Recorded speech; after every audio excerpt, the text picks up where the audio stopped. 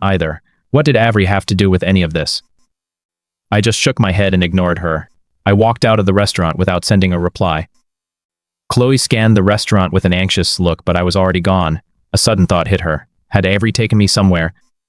It was possible, since Avery's family might have been the ones who funded this place. The idea made her heart tighten, almost like an invisible hand was squeezing it. She couldn't calm her nerves, and her agitation only grew. The food on the table looked bland, and she couldn't bring herself to eat a single bite. The private room started to feel like a suffocating cage. Since she couldn't sit still, she dragged Brooke and Madison out to a table in the main dining area. Only her childhood friends, who had grown up with her, would put up with this kind of behavior. Anyone else would have lost their patience by now. Despite Chloe's wild mood swings, Madison felt a bit sorry for her because she looked so distraught. After they ordered, Madison decided to ask the server about me. "Where is that new intern from Ashford?" Madison asked. "He's in our class. Is his shift over?" She didn't really have to explain who she meant. Everyone in the building knew they were all connected. After all, they had just gotten into a fight with other guests over that intern just moments earlier. The server leaned in and lowered her voice. "I think he's gone," she said. "The manager fired him because of the incident." There was a hint of sympathy in the server's voice. Madison froze in place. She instinctively looked over at Chloe and then blurted out her shock. "What? He actually got fired?" Her voice rose in surprise. The server just nodded, confirming the news. Brooke's face darkened as she looked at Chloe with pure reproach. "Chloe, you really crossed the line this time," she said. Chloe knew it was only my first day on the job. I had been hoping to get some experience and earn some extra cash to cover my expenses. Instead, her impulsive behavior cost me my job. I was bound to be crushed by the news. A wave of guilt washed over Chloe, and her expression softened for a second. But she quickly snapped back with her usual stubbornness. "So what?" she muttered. "This place is too chaotic for him anyway." Even though she talked big, the unease in her eyes was obvious. She started wondering why I even needed a job in the first place. Did the White family not pay Daniel enough? Was he unable to give me any spending money? Was that why I was forced to work? Chloe tried to act tough, but she was a nervous wreck. She kept fidgeting in her chair until she finally hit her breaking point. She stood up and marched toward the exit, determined to find me. Just as she reached the door, Brooke jumped up and blocked her path. Brooke gave her a stern look. "Chloe, don't go chasing after Ethan," she warned. "Didn't Adrian just get discharged? You should be going to see him instead." In Brooke's eyes, Chloe was caught in the middle between Ethan and Adrian. She was causing pain to both men and turning her own life into a total disaster. Chloe's expression soured immediately. "Why are you trying to keep me away from him, too? Brooke, did you catch feelings just because he gave you flowers at the show?" Her voice was sharp and full of accusation. She seemed certain that Brooke was interested in him. Brooke's brow furrowed and her face went dark. She raised her voice to match Chloe's intensity. "Chloe, listen to what you're saying. You're being completely irrational right now. Just calm down." Brooke had seen this pattern before. Whenever Ethan was involved, Chloe turned into a different person. She became reckless and abandoned all logic. Chloe was already naturally cold and self-centered. She rarely stopped to think about how others felt. It was easy for her to hurt people and push them away. The worst part was that she never even noticed, and she just did whatever she wanted. Chloe let out a contemptuous scoff. "Stay out of my business. I know exactly what I'm doing." She yanked her hand away from Brooke and marched toward her car. She cranked the engine and tore away into the night. Madison watched the car disappear with a look of unease. She turned to Brooke and sighed. "Brooke, why even bother arguing with Chloe? She's always been this way. The more you try to push, the... Do you have any idea how many people your impulse hurt? Our manager is still working with PR to fix the mess, and it cost me my job." My voice stayed gentle, but every word I said stung. Chloe just stood there frozen as she listened. Her anger slowly shifted into pure shock, and she opened her mouth to say something. I kept my tone controlled, but she could clearly sense the disgust beneath my calm exterior. Ever since her rebirth, she had been trapped in the memories of our past life. She couldn't wrap her head around how much I'd changed. I actually hated her now. To her, that seemed impossible. She couldn't believe it was true. When Chloe didn't answer, I gently pushed her aside. "If that's everything, I'm leaving," I said flatly. I turned to walk away, but she snapped back to reality and grabbed my wrist. Her grip felt like it was crushing me. She stared at me with panic in her eyes. "Why did you suddenly get a job? Do you really need money that badly?" she asked. I never worked a part-time job in our last life, so she was completely baffled. I stiffened in her grip and turned around to face her. I gave her an answer she never expected to hear. "I don't want to go back to the Whitmores, and I don't want to see you." Chloe instinctively let go and stood there, stunned. Her face was a mess of emotions that were hard to describe. I saw shock, hurt, and a sense of helplessness she'd never felt before. I pulled my arm free just as a bus pulled up to the stop. I didn't even check the route before I hurried on board. The usually arrogant Chloe just stayed where she was. She watched me leave with deep hurt in her eyes. I could feel her gaze on me like a set of shackles, but I didn't look back once. I used to be so soft-hearted. When I first arrived at the Whitmores, I'd watch Chloe fight with her mother and run away. Sometimes she'd even run out into a downpour. I could never just leave her alone, so I always followed her. I would comfort her, buy her water, and bring an umbrella, but my kindness never brought me anything good. Chloe was used to being a privileged heiress, so she took everyone's kindness for granted. In my last life, love blinded me. Now that I've been reborn, I won't make that mistake again. Meanwhile, on the other side of the city, Ave hurried toward the back entrance of Hearth and Vine. The guard nodded at her, since he was clearly familiar with who she was. She didn't stop and headed straight through the back door. By the time she arrived, the staff had already contained the disturbance. The 3 injured guests refused any compensation, and they demanded to see the police. Martin had to call the legal team for the restaurant. He also reached out to the Whitmores. Chloe had caused this entire mess. Since the restaurant couldn't fix it alone, the Whitmores had to step in. The restaurant was willing to compensate the guests and cooperate, but they couldn't accept such outrageous demands. Avery went to her private room first to drop off her bag. Then she headed out to the dining room. She scanned the servers in their uniforms, but she didn't see me anywhere. She frowned and checked the kitchen as well. Many of the employees recognized Avery. They assumed the boss was there for an inspection, so everyone started working even harder. Just then, Martin finished handling the incident and spotted Avery as he left the office. His heart jumped into his throat. He hurried over and asked her cautiously, "Miss Sinclair, are you here to hold me accountable? This incident was definitely my oversight, but I had no idea. I didn't know the new part-timer was Miss Whitmore's boyfriend. If I had known, I never would have hired him." Avery stopped and turned toward him without any expression. Her dark gaze settled heavily on Martin. Mr. Wallace. Martin had worked in this industry for over a decade, but no young person had ever made him feel this way. Nothing had ever made his skin crawl quite like this. Martin felt uneasy, so he started to explain. "The situation is mostly under control. We've handed everything over to legal and PR. They'll be here soon." Avery cut him off before he could finish. "This Miss Whitmore you mentioned, do you mean Chloe Whitmore from Port Sterling? She was actually here?" Martin realized something then. After all his talking, Avery hadn't even known about the incident. She clearly wasn't here to chew him out. He breathed a heavy sigh of relief. He wiped some imaginary sweat from his forehead and said, "Yes, Miss Whitmore came by earlier tonight with some friends. Her boyfriend got into an argument with a guest, and she rushed in to attack her." Martin recounted every single detail to Avery. As she listened, her frown only deepened. "Those 3 guests acted that poorly?" she asked coldly. "They openly harassed our staff. Why we ever serve people like that again? Do we really need those 3 as customers?" Martin froze. He gave a hesitant reply. "Well, I guess we don't." Avery didn't hesitate. "Blacklist them. And where's the part-timer? Is his name Ethan Hayes?" Martin was even more shocked now. "Yes, Miss Sinclair. Do you know him too?" Avery felt her frustration growing. She was late because she'd been inspecting plants with her advisor. She never expected things to go this sideways. She rubbed her forehead and sighed. "That part-timer has a hard enough life. Don't go blaming him for this." A cold sweat broke out across Martin's brow. He'd only wanted to hire some extra help. Who exactly had he brought into this place? First Miss Whitmore fought for him, and now Miss Sinclair was defending him. To make matters worse, Martin had already fired the guy. Wiping away the sweat, Martin spoke up. "Miss Sinclair, I already dismissed him. He's been paid and he's already left." Avery frowned at him and let out a long sigh. "Fine, what's done is done. Just handle the rest of this properly. I'm leaving." She turned and hurried away. Martin quickly called out after her. "Miss Sinclair, why not eat something before you go? We launched some new dishes today. You should try them." Avery didn't stop. She went back to her private room, grabbed her bag, and strode back out. "Maybe next time," she said. Avery had messaged me, but I hadn't replied yet. She was worried about me. Aside from Orbit, she didn't have my number. She knew where I lived, but since it was Chloe's home, showing up felt inappropriate. With no other choice, Avery caught a ride to Willowest Estates. It was after 9 p.m. when she finally got out of the car. At the entrance, she checked her phone again. I still hadn't replied. Soon, she saw someone approaching along the road. It was me. I was getting pretty irritated. I'd already let go of everything from our past life, yet Chloe kept coming after me. I stopped as a terrifying thought hit me. Could it be? Had Chloe been reborn too? No way. If she had been reborn, she should be busy stopping Adrian from leaving the country. Her dream guy was right there.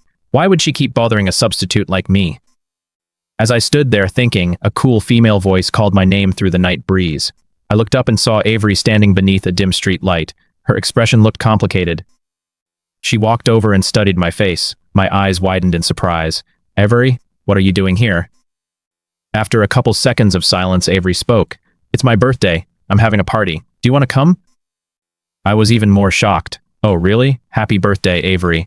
I pulled my backpack forward and started searching through it. I couldn't find a single thing. Finally, I unhooked the little chick plush from my bag and handed it to her. I handed it to Avery with a blush. "Happy birthday, Avery," I said. "I didn't know it was today, so I didn't get you a real gift." In my previous life, Chloe had snatched this chick charm for herself. This time around, I made sure to keep it. Avery stared at the little chick in my palm. It had bright yellow fur, a tiny red collar, and a cute straw hat perched on its fluffy head. A small bell dangled from its neck. It was honestly adorable. Avery reached out calmly and took it from me. Her warm fingers brushed against mine. My hand shook a little, and I pulled back fast. Avery looked at me and noticed my red cheeks. She looked down and quickly clipped the charm to her purse. "It's perfect," she said softly. "I really love it." I felt like the little charm was a cheap gift, but Avery seemed to genuinely like it. "We're heading to karaoke," Avery said. "Do you want to come along?" It sounded like a question, but her eyes were fixed on me with expectation. I was already in a foul mood. If Victoria found out Chloe had been fighting over me at the restaurant, there was no telling what she'd sneak into my food. I nodded right away. "Sure." "Are we leaving now?"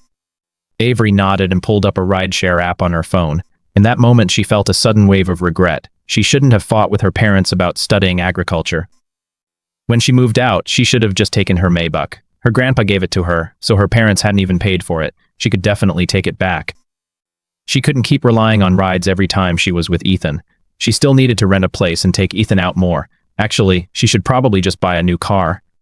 She still had some savings left. While she thought it over, she sent a message to her research group. "It's my birthday.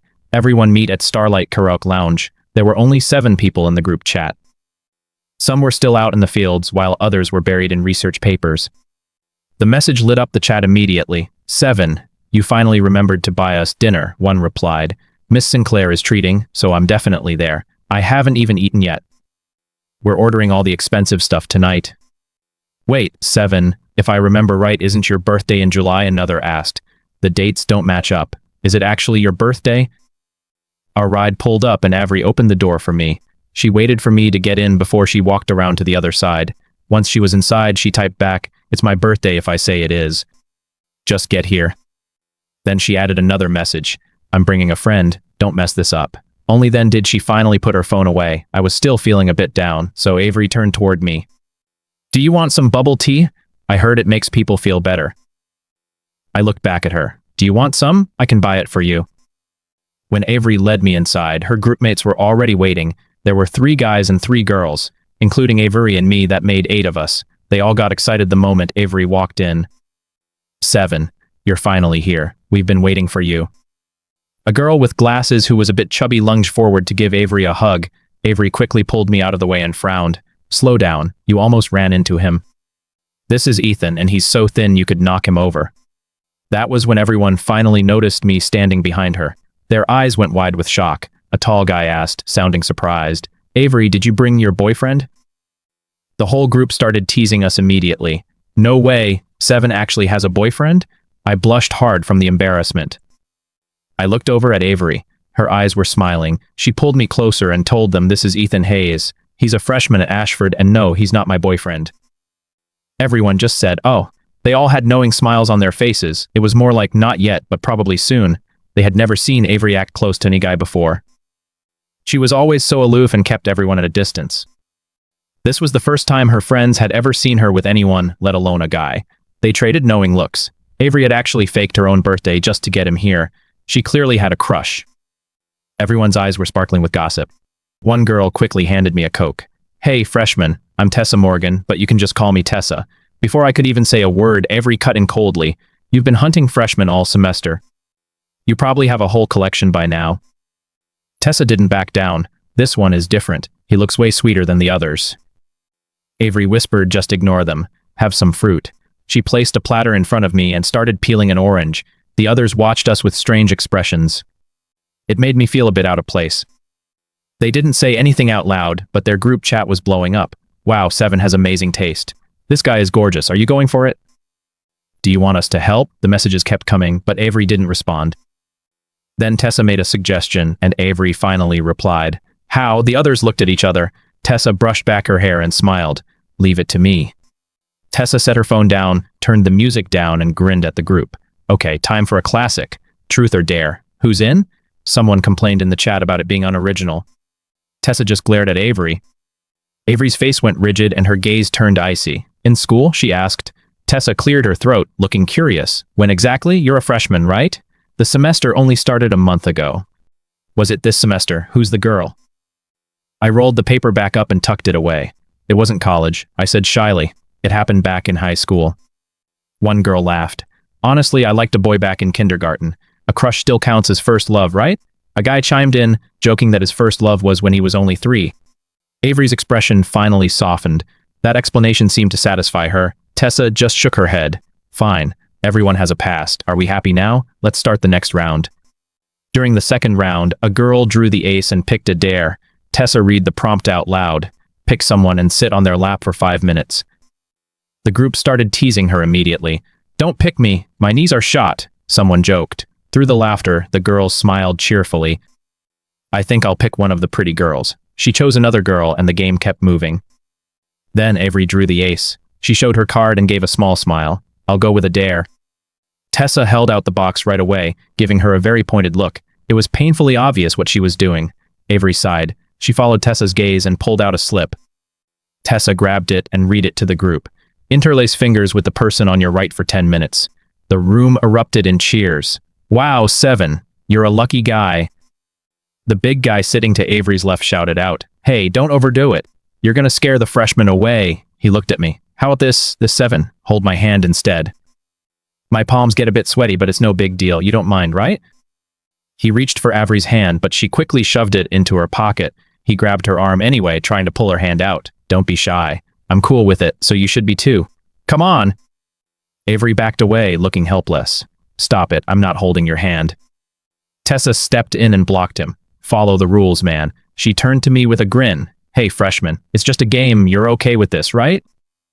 Watching them joke around made me feel a bit envious of their bond. I shook my head shyly. I don't mind. I even reached out my hand and gave Avery a smile. Her ears turned red, but she kept her cool. Thanks, she whispered. Her right hand met my left. My fingers slowly slid between hers, and I gently held her soft, pale hand. My face turned bright red the second our hands touched. I had never interlaced fingers with a girl before. It felt incredibly intimate, like something only couples should do. Even after 5 years with Chloe, we had never held hands this way. The game went on, but my heart wouldn't stop racing. Every sense I had was focused on my left hand in hers. I sat there, stiff with nerves, feeling my cheeks burn. Avery didn't change her expression, but her movements were rigid. Her reactions were just a little too slow. She was definitely not as calm as she looked. I felt so anxious. The whole situation was just strange. I tried to pull my hand away quietly, but Avery held on too tight for me to get away. We stayed like that, our fingers locked together for the full 10 minutes. When the time finally ended, I noticed her palm was a little damp. I wasn't the only one who was nervous. Avery's heart was probably pounding even harder than mine. Neither of us got picked again for the next few rounds. Avery watched the others joke around for a bit. Then she handed me a matcha cream puff. Are you hungry? She asked softly. Do you want something else? I took the treat and whispered back. No, this is plenty. I had been fired less than 2 hours into my... The shift had been rough, and I'd felt pretty miserable. I didn't have much of an appetite that night, but playing games and singing with Avery and her friends really turned things around. I've never had many friends, so I didn't have anywhere else to go, even if I hated the idea of returning to the Whites. I felt truly thankful that Avery invited me along. I didn't stop to wonder why she was helping me so much. Growing up poor made me feel insecure, and my failed relationship with Chloe only made it worse. I didn't have any confidence left in life or love. Deep down, I was convinced no one could ever really love me. That was especially true for someone as stunning and kind as Avery. There was just no way she'd actually like me. I stole a glance at Avery while thinking about it. She was beautiful, elegant, and so incredibly sweet. Chloe didn't even come close to her, but just thinking about my ex ruined my mood again. Avery picked up on it immediately. She turned toward me with a look of concern. What's wrong? She asked. I felt my face heat up and I shook my head. It's nothing. I lowered my head awkwardly. This was getting intense. Our fingers had been interlaced for a while now, and I couldn't even look her in the eye. Just seeing her hands made me blush. After more than a dozen rounds of truth or dare, the night was finally winding down. Most of the people there were basically overworked farm mules for their academic advisors. They spent their days digging in the fields before sunrise and dragged themselves home covered in mud after dark. It was already 11:00 p.m., and the farm mules were ready to call it a night. If the dorms locked them out, they'd have nowhere to sleep. Tessa turned to Avery or Seven as they called her and asked, "Are you heading back to the dorm?" Avery used to live on campus all the time. She actually owned a house nearby in Willowcrest Estates, but she rarely ever went there. Lately, though, she hardly ever went back to the dorms. Tessa looked back and forth between Avery and me, her curiosity written all over her face. Avery just shook her head. "No, I'm taking Ethan home." Tessa's face broke into a grin. "Oh, I see. We'll leave you two alone then." Most of the group lived in the dorms, so they hurried off to make it back before the doors locked. Avery led me out of the mall and called for another ride. "Did you have a good time tonight?" she asked. She watched my face closely to see if I was still feeling down. I gave her a smile. "Thanks, Avery. I had a great time." She smiled back, looking relieved. "Good. I was worried you might not like all the noise." I definitely looked like the quiet, well-behaved type, so she'd been afraid karaoke would make me uncomfortable. Meanwhile, the group chat was blowing up with people teasing Avery. "Seven is incredible," one message read. "She's the youngest, but she's going to find a boyfriend first." Another person chimed in, "Does anyone have connections? Can someone introduce me to a cute freshman too? I need help harvesting my peanuts. I'll bond with a freshman over the harvest." "Avery, we're free Wednesday afternoon," Tessa messaged. "Ask Ethan if he wants to do an escape room. Let's pick a horror-themed one." She added an evil grin emoji. Tessa was the one who suggested it, and she always had the most devious ideas. She'd never actually dated anyone, but she knew every trick in the book when it came to chasing guys. Avery sat right next to me in the car. After she saw the message, she replied to Tessa, "An escape room is fine, but why does it have to be horror? Ethan might get scared." Tessa seemed exasperated. "Seven, are you an idiot? You'll never land a husband without me. Listen, when you take your crush to an escape room, the scarier it is, the better. How else are you going to jump into his arms? Just wait. Bring Ethan on Wednesday and I'll handle everything." Avery thought Tessa was being dramatic and unreliable, but she had to admit the karaoke plan worked. At the very least, she'd gotten to hold my hand. Ever since that moment, I'd been avoiding her eyes. I had suddenly become very shy around her. To her, that was a great sign. When Avery liked someone, Avery moved fast because she hated dragging things out. She worried someone else might snatch up her crush. Plus, Chloe's attitude toward me was hard to read, which made Avery feel seriously threatened. With that on her mind, Avery turned to me. "Ethan, do you have class Wednesday afternoon?" I paused for a second. "I don't think so, but let me check." I pulled up my schedule and showed it to her. "Yeah, I'm free Wednesday afternoon." Avery glanced at my schedule, and with her photographic memory, she memorized it instantly. She leaned in close and asked softly, "The others want to do an escape room on Wednesday. Have you ever tried one?" Avery was close, and her voice was low and husky, almost like she was whispering right in my ear. My cheeks turned red immediately. An escape room. It was another popular thing students loved, but I'd never actually tried it. I'm naturally introverted, but after tonight, I realized I liked hanging out with Avery and her friends. I could actually relax because they were so lively. They never made me feel like I didn't belong. I lowered my head, blushing. "I've never tried one. Have you? Is it fun?" Avery smiled at my expression. "Me neither," she said softly. "We can try it together on Wednesday." By the time we reached Willowcrest Estates, it was already 11:30. I rarely came home this late. In my past life, I was usually home by 6 or 7 under, but lately, I kept returning late.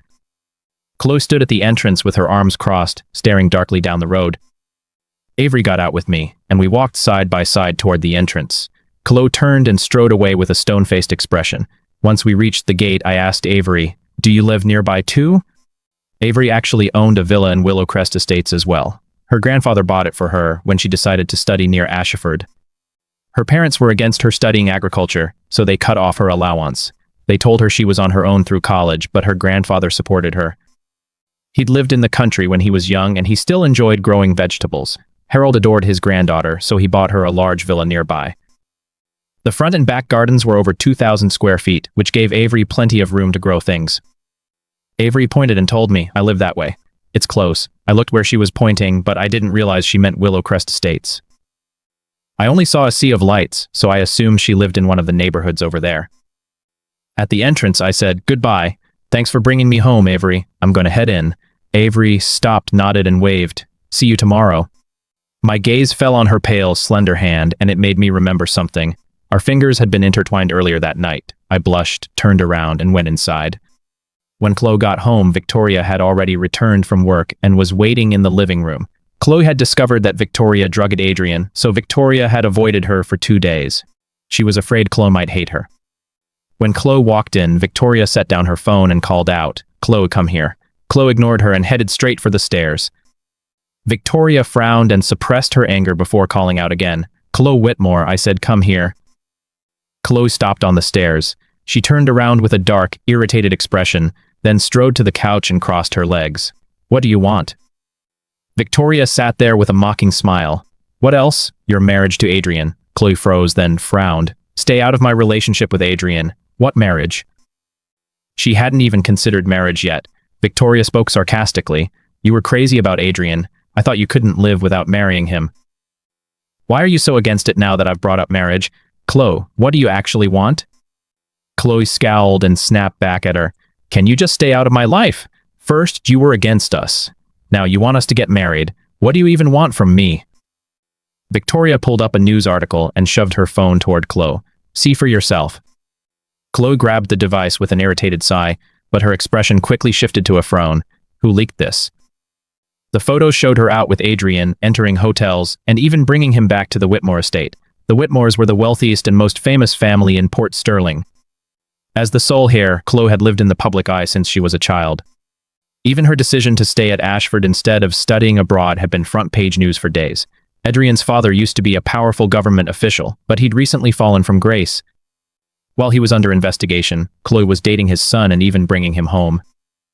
People were bound to talk. Reports flooded the internet and the rumors started flying. People were claiming that the Whitmores and the Coles were tied up in political corruption.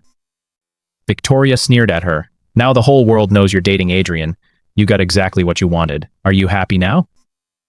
Chloe set the phone down, her voice turning cold. "Why haven't you taken this down yet? Is this going to tank the Whitmore stock?" The thought of her father finding out made her blood boil. She asked sharply, "How did this even happen? Who leaked everything?" Victoria just scoffed. "Who else? It had to be the Coles. Adrian was supposed to flee the country, but now he has the Whitmores to cling to. Of course, he doesn't want to leave now." Victoria took her phone back and told her assistant to handle the situation. Then she looked back at Chloe. "I've already taken care of this, but you really need to rethink your relationship with Adrian." Chloe was reeling. Who could have leaked those photos? Victoria was convinced the Coles were responsible, but Chloe refused to believe Adrian would manipulate her like that. She grabbed her keys and drove off to see him that night. As she was pulling out of the driveway, I happened to be walking in. Her headlights hit me full force. I raised a hand to block the glare and glanced toward the driver's seat. My eyes met Chloe's dark, intense gaze. I frowned and stepped aside to let her pass. Chloe wanted to ask what was going on between Avery and me. She wanted to know why she kept seeing us together. Nothing like this had happened in their previous life, but she realized she had no right to ask, especially not after she'd just gotten me fired. She didn't let it show, but she was worried that I was still furious with her. After a moment of hesitation, Chloe finally drove away. When I reached the staff house, my dad stood up from a chess game he was playing with the other drivers. "Ethan, you're back." I opened my door, surprised to see him there. "Dad, why are you still awake?" He just nodded toward the room. "Let's go inside and talk." My dad rarely talked with me these days. We used to talk all the time when I was little, but that happened less and less as I grew up. The look on his face made me nervous. "Dad, did something happen?" He walked inside and sat down on a stool. He watched me organize my bag for a moment. "Ethan, there's something I need to tell you." After hesitating for a second, he finally said it. "I'm quitting. I won't be driving for the Whitmores anymore." My hands froze midair, and I looked at him in total shock. "You don't want the job anymore?" Dad always used to say that working for the Whites was a great gig. Arthur and the other drivers were easy to get along with, and the job included a room,